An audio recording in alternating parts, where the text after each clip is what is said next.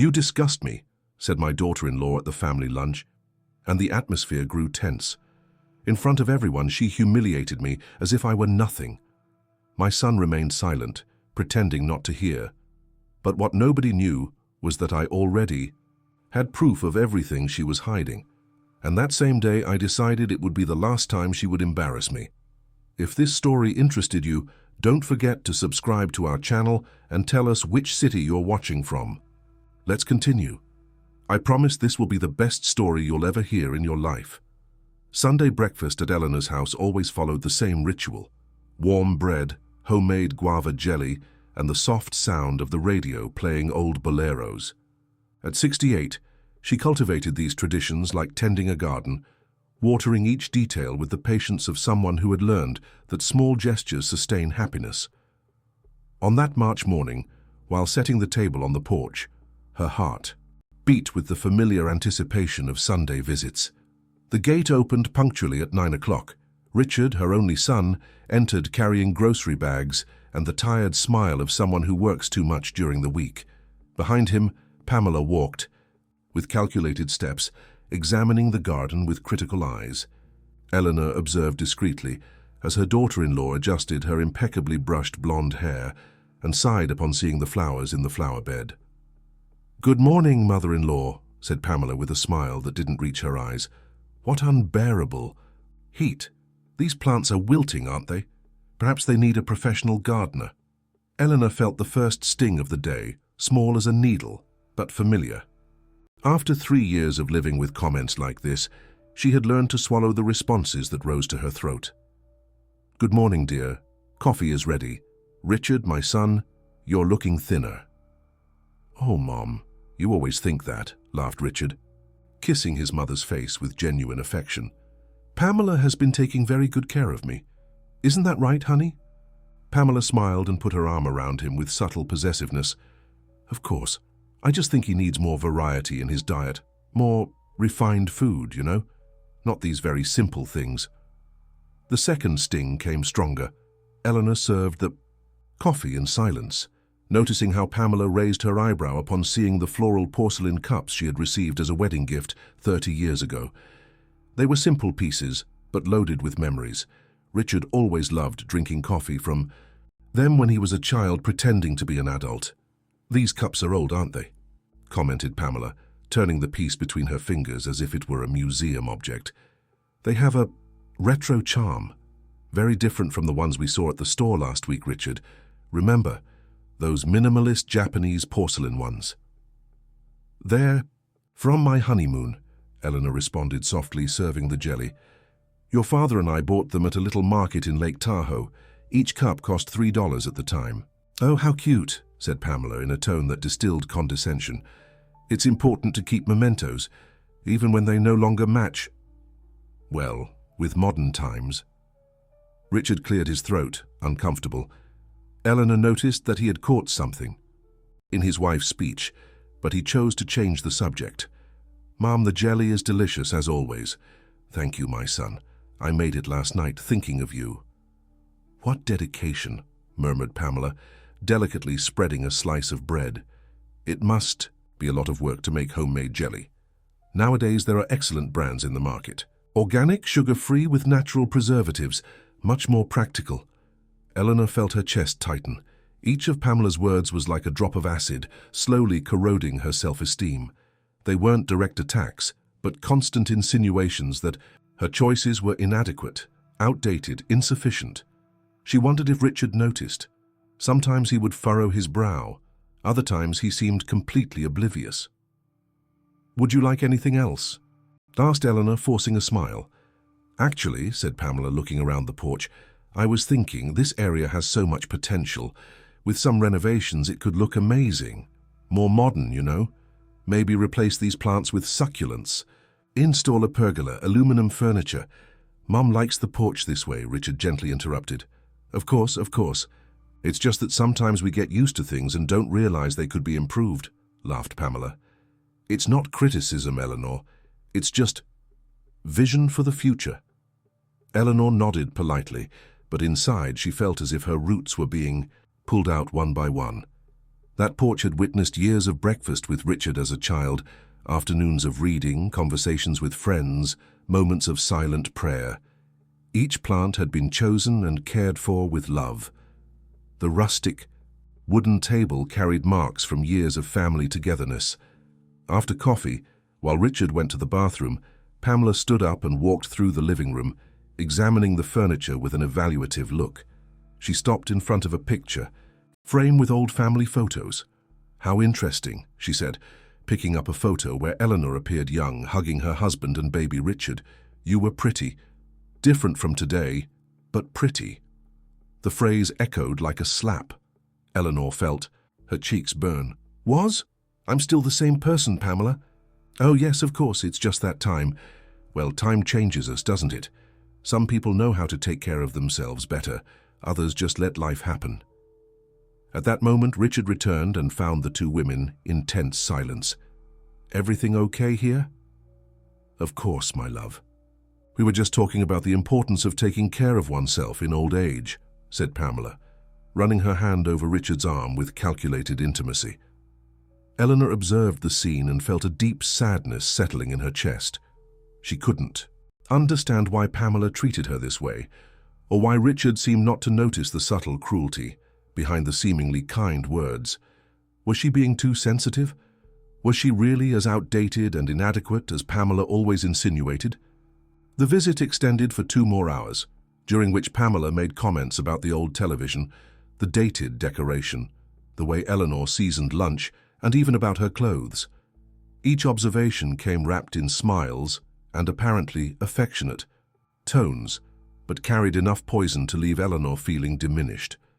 When they finally left, Eleanor sat on the porch and looked at the plants that Pamela had criticized.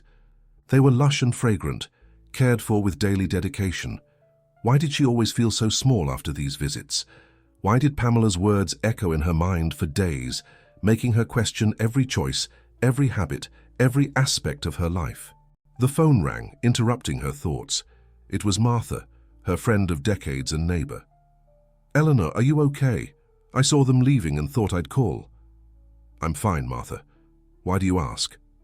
"It's just that, well, I don't want to interfere, but lately I've noticed that after Richard's visits you seem a bit different, more quiet." Eleanor hesitated. She had never talked about her feelings with anyone. "It's nothing, Martha. It's all in my head." "Are you sure? Because if you need to talk, I'll be here. Sometimes it's good to vent." After hanging up, Eleanor realized that she really wasn't the same person after Sunday visits. Something was changing inside her, and not for the better. A restlessness was beginning to grow, still small, but persistent like a seed planted in fertile soil. That night before going to bed, she looked at herself in the bedroom mirror and tried to see what Pamela saw. She saw well-groomed grey hair, wrinkles that told stories of smiles and worries, eyes that still shone with intelligence and kindness. She wasn't the same young woman from the photo, but she was a woman who had lived, loved, raised a son with dedication, lost a beloved husband, and rebuilt her life with dignity. Why did she feel so inadequate around Pamela?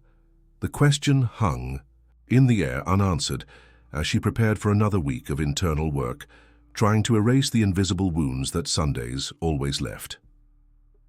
3 months passed since that March morning, and Eleanor began taking notes. She hadn't initially planned to, but after a particularly painful conversation in which Pamela insinuated that she might be developing memory problems, she decided to record each encounter. She wrote in a small notebook in tiny handwriting, detailing each comment, each expression, each moment when she felt diminished. The notebook was hidden in the dresser drawer, along with old letters and yellowed photographs. It was her secret, her way of maintaining sanity when she began to doubt her own perceptions. Sometimes she reread the notes and was surprised by the amount of small cruelties she had documented. Sunday, April 15th. Pamela said my vegetable soup was underseasoned, but she seasoned it so much it became inedible. Then she commented that older people lose their sense of taste anyway. Richard laughed as if it were a joke. Sunday, April 22nd. She brought flowers for the living room vase, saying mine were wilting. They weren't. Then she told Richard in front of me that perhaps I needed new glasses because I wasn't seeing properly. The situation came to a head during Eleanor's 55th wedding anniversary celebration with her late husband at the end of May. She had planned a simple celebration in the parish hall with close family and some dear friends. Richard insisted on helping with the organization, and Pamela offered to coordinate the decoration. On the morning of the party, Eleanor arrived at the hall and found an environment completely different from what she had imagined. Pamela had changed everything, replaced the floral tablecloths with plain, neutral ones, exchanged the colorful flower arrangements for minimalist compositions in pastel tones, and even altered the menu, including dishes that Eleanor didn't even know. "Surprise!" exclaimed Pamela with theatrical enthusiasm. "I modernized the decoration a little. It's more elegant, don't you think?"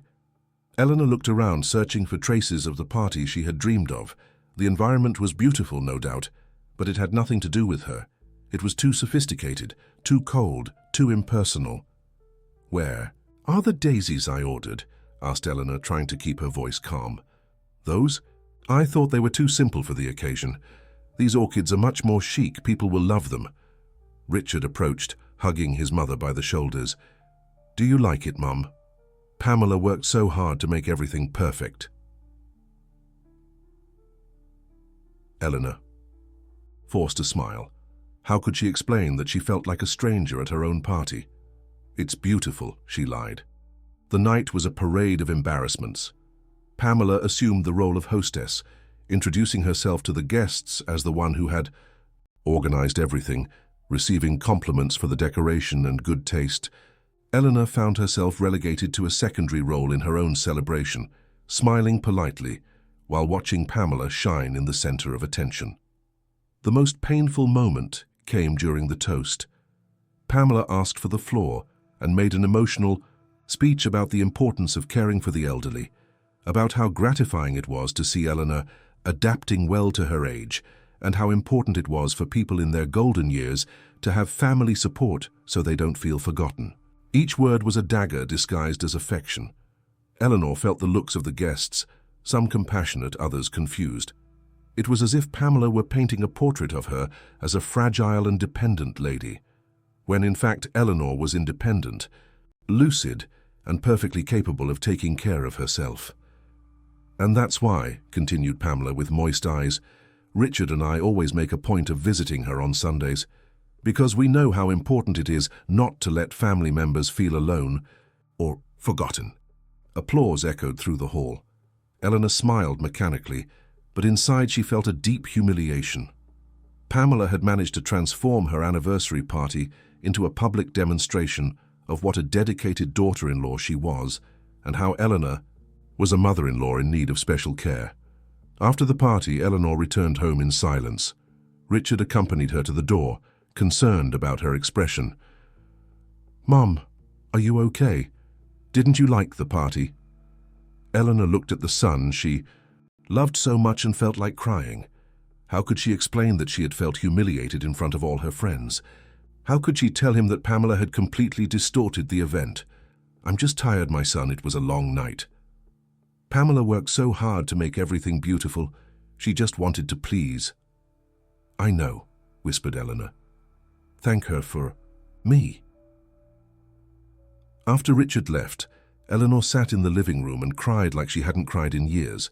They weren't tears of ordinary sadness, but of a deeper pain, the pain of feeling invisible in her own life.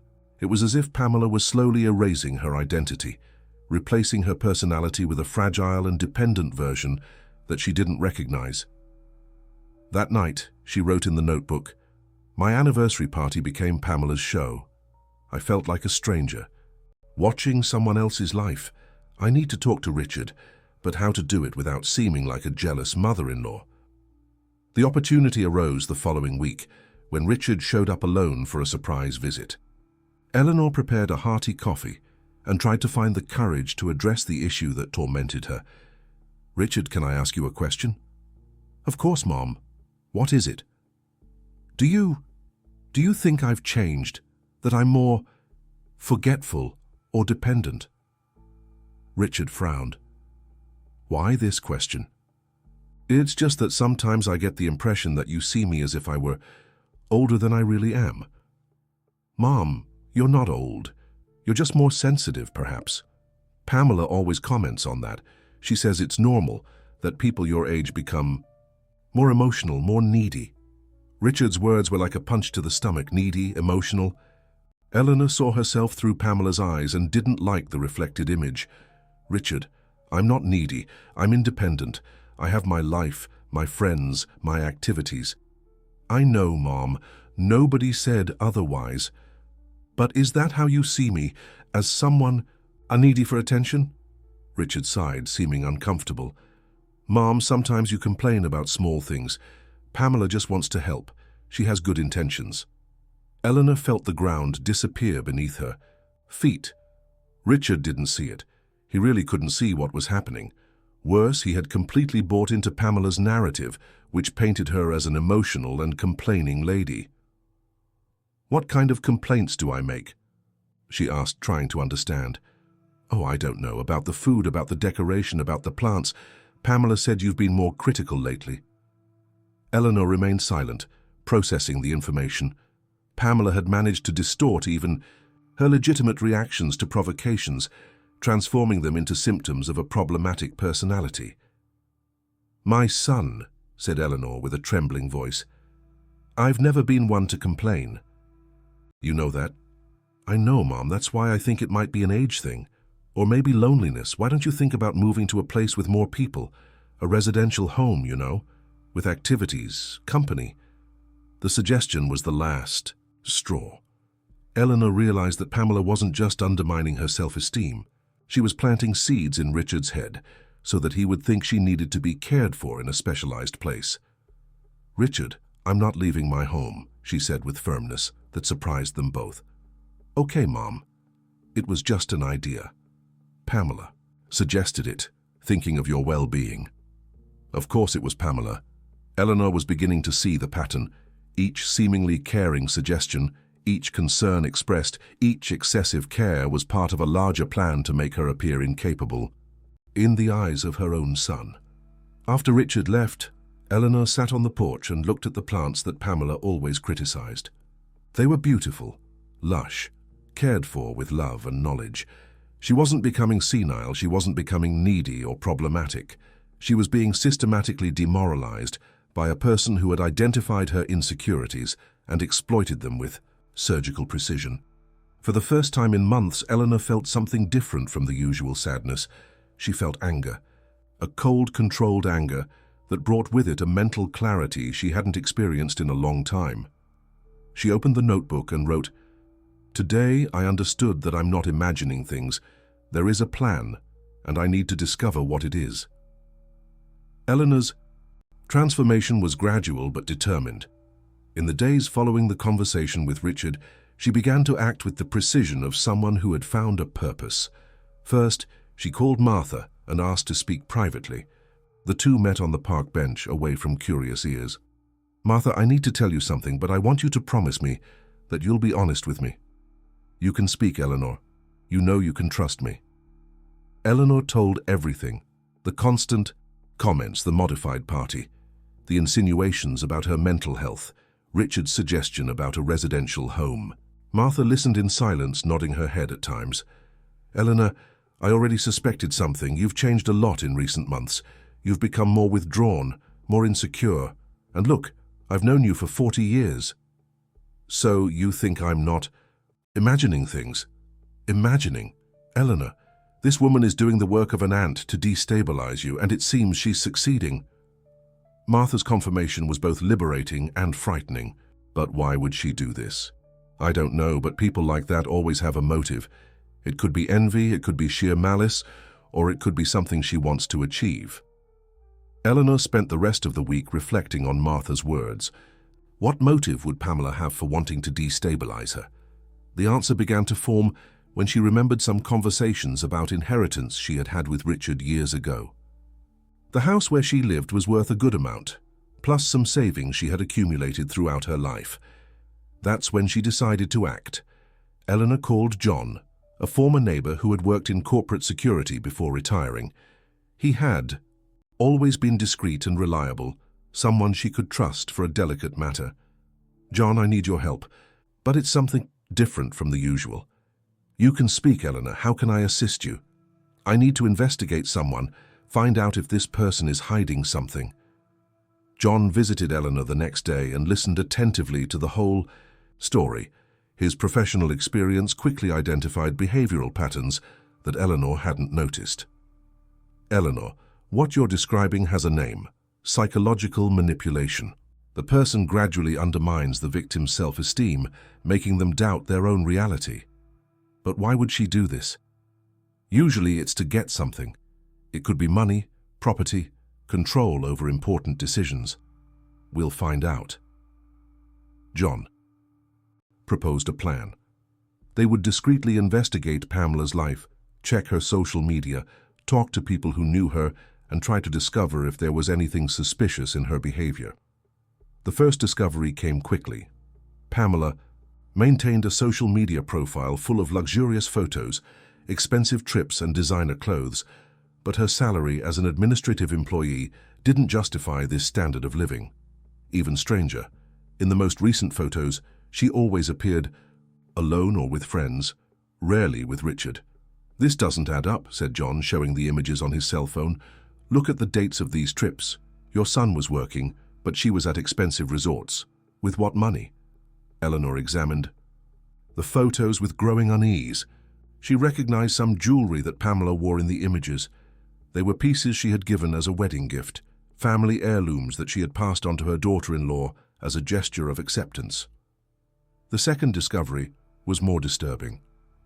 Carol, an acquaintance who worked at a downtown registry office, agreed to help discreetly when Eleanor explained the situation. Carol checked some public records and discovered that Pamela had pawned several pieces of jewelry in recent months, always for high values. Eleanor, your daughter-in-law has been living beyond her means for a long time, and from what I've seen here, she has considerable debts. What kind of debts? Credit card, personal loans, and this is interesting. There are transactions on online gambling sites. High values, Eleanor, very high. The puzzle began to form. Pamela was in serious financial trouble and using family jewelry to cover gambling debts. But it still wasn't clear why she was specifically attacking Eleanor. The answer came unexpectedly.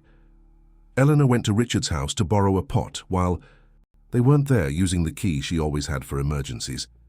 As she entered, she heard voices coming from the bedroom. Pamela was talking on the phone, and the tone was completely different from the sweet voice she used in public. Eleanor hid in the hallway, not wanting to spy, but unable to leave without being seen. "No, darling, not yet," Pamela was saying. "But I'm working on it. The old lady is almost convinced she's losing her mind. The idiot Richard is already talking about putting her in a home." Eleanor felt her blood freeze. "Calm down, it will work out. When she leaves the house, the whole inheritance goes to Richard, and you know I completely control him. Then it's just a matter of time until we get the divorce and split the assets." The conversation continued, but Eleanor couldn't hear anything beyond the sound of her own heart beating. She left the house in silence, trembling with indignation and shock. Now she understood everything. Pamela not only had financial problems, she was having an extramarital affair and planning to divorce Richard after ensuring that Eleanor was removed from the equation. The plan was diabolical.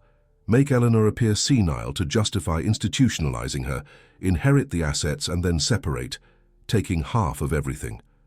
That night, Eleanor called John and told him about the discovery. "Eleanor, this is very serious. This woman is committing several crimes, misappropriation with the jewelry, fraud, and she's plotting against you and your son. What do I do, John? If I tell Richard, he won't believe me. She's already planted the idea that I'm becoming paranoid.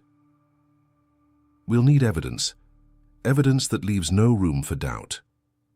Eleanor spent the following days on an emotional roller coaster. On one hand, she felt relief in knowing she wasn't going crazy. On the other, she was devastated by the betrayal she had discovered.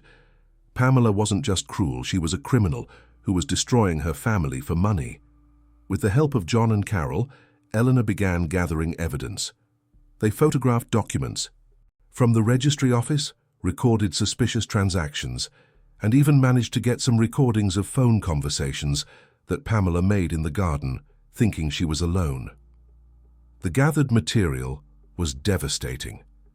Pamela had stolen more than $80,000 in jewelry and family objects, had gambling debts that reached $100,000, and had maintained a relationship with a man named Andrew for more than 2 years. In the recordings, she spoke openly about the plan to make Eleanor appear incapable, about how she was manipulating Richard to accept his mother's institutionalization, and even about how she planned to simulate an assault to gain advantage in the divorce process. "He's so naive," Pamela said, laughing on the phone. "How he thinks I love his family. If he knew how they disgust me, especially that old lady who thinks she's perfect." Eleanor listened to the recording with tears in her eyes. They weren't tears of sadness, but of cold anger that grew with each word heard. "John, I want this woman to pay for everything she's done. And she will, Eleanor, but let's do this right, with all the evidence organized." Eleanor spent the next 2 weeks planning. She organized all the documents, created a complete file with the evidence, and decided when and how to reveal everything.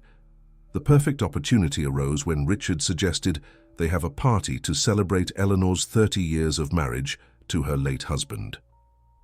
Pamela, always eager to appear, offered to organize the event. "It will be a beautiful tribute, Eleanor. I'll invite the whole family and friends.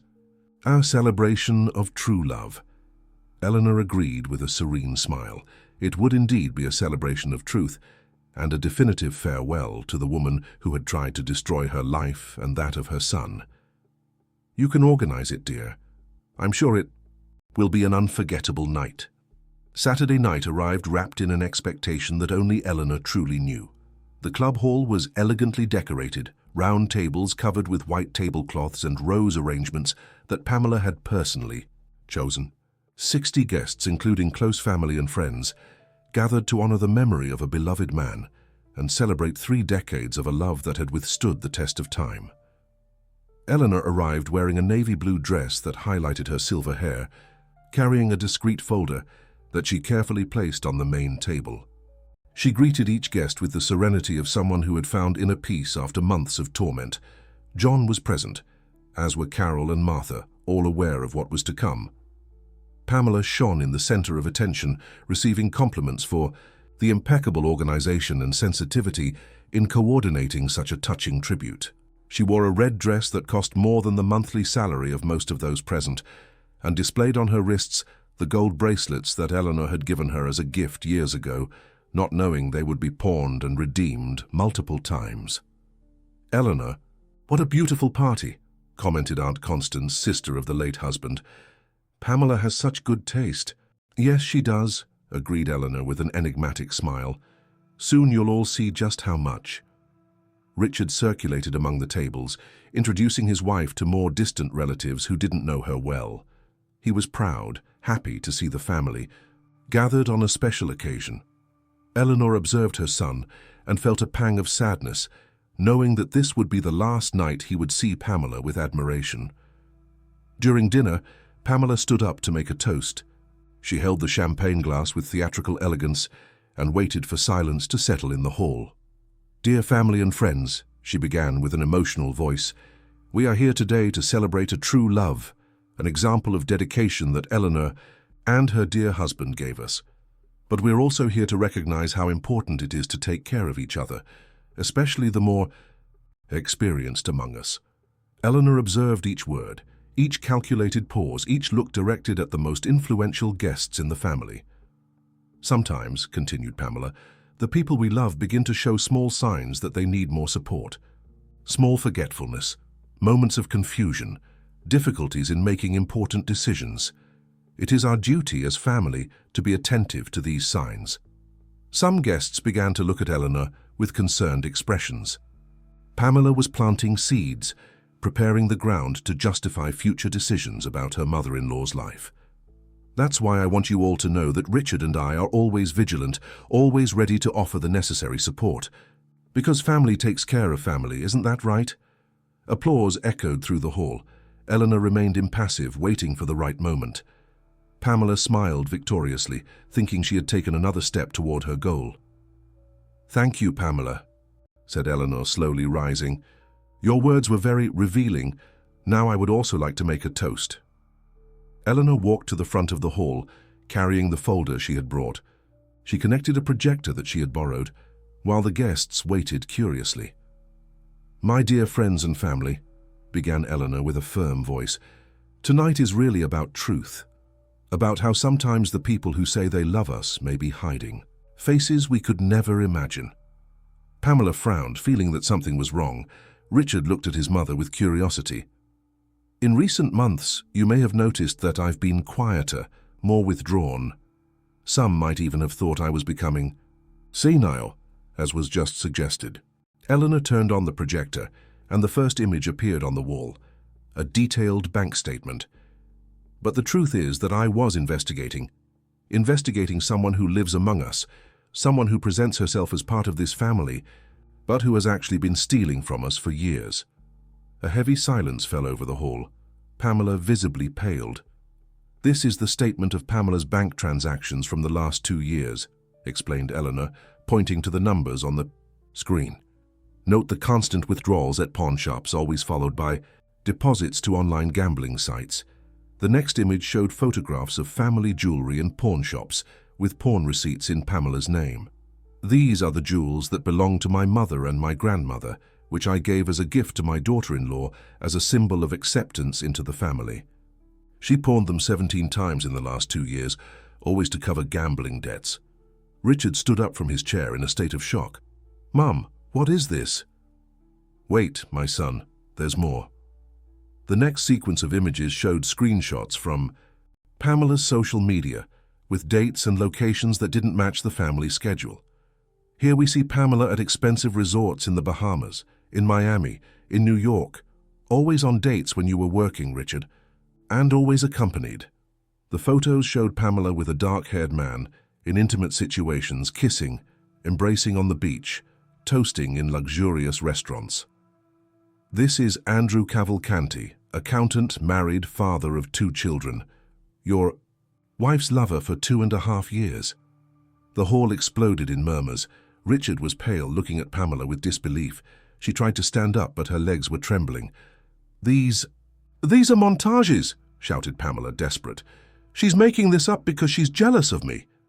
Eleanor remained impassive. "Then let's hear your own voice." The audio began to play, clear and distinct. Pamela's voice talking on the phone with Andrew, planning their future, laughing at the manipulations she was doing with Richard, calling Eleanor that old lady who thinks she's perfect, detailing the plan to make her mother-in-law appear senile to inherit the assets more quickly. "No, darling, I still haven't managed to get the old lady institutionalized, but I'm getting there. The idiot Richard is already convinced she needs special care. When she leaves the house, everything becomes easier for us." The silence in the hall was absolute. Some guests looked at Pamela with disgust. Others consoled Richard, who had buried his face in his hands. "And now," said Eleanor, "the cherry on top." The last recording revealed the most sinister plan.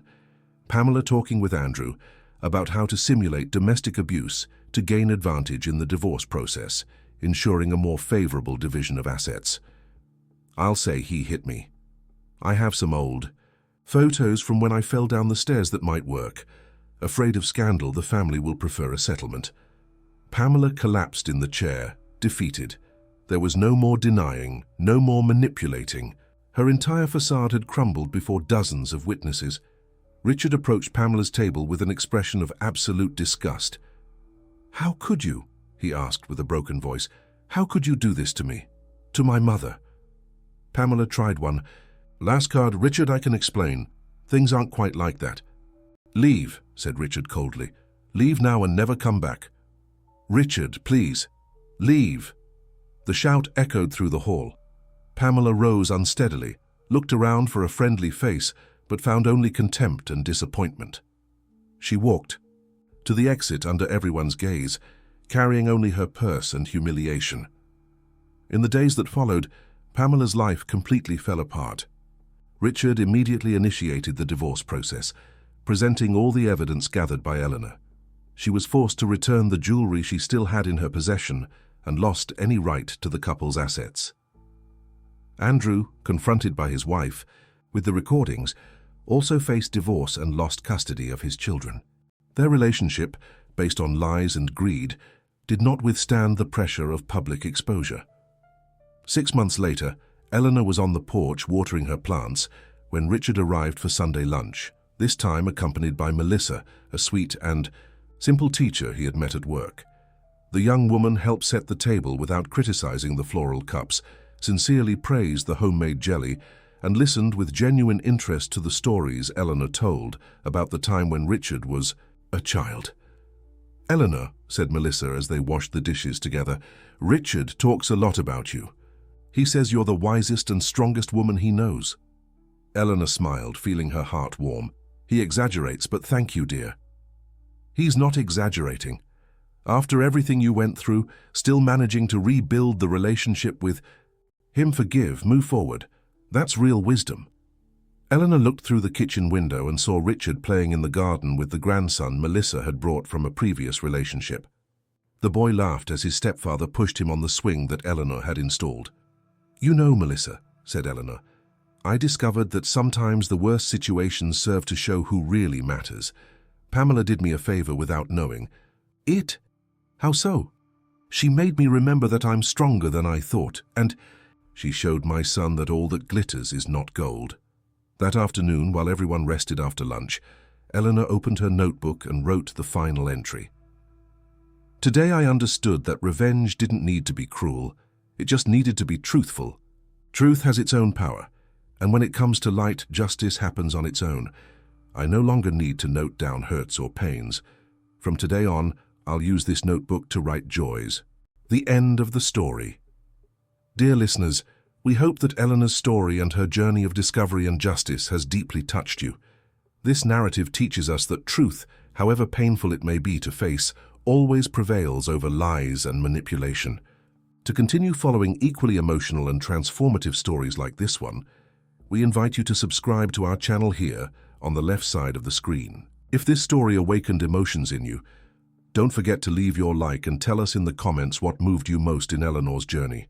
Every day, we bring unique narratives that explore the complexity of family relationships and the strength of the human spirit. Don't miss our upcoming content, as each story is a life lesson that can transform our perspective on the world. We're eager to